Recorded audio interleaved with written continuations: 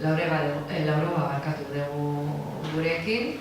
Ez dakiko gomenduko zaren ala ez, baina esango dizuet 2016ko pop rock lehiaketan parte hartu zutena eta irabazi.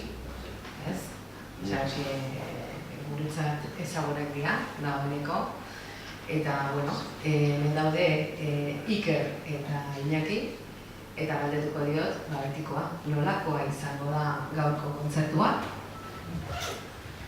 Bueno, kostatu zaigu desente, aurten justo 10 urte betetzen ditugu talde bezala. Eta, guretzako izan genezakeen oparirik honen egiten dago ez, basango esan putzeko aukera. Euskal Herrian eta euskaraz abesten zaila estilo konkreto batzuetan pixkat bidea egitea, guartxeak ditza, eta azkenan horregatik bintzat berezik eskertzen dugu aukera ez.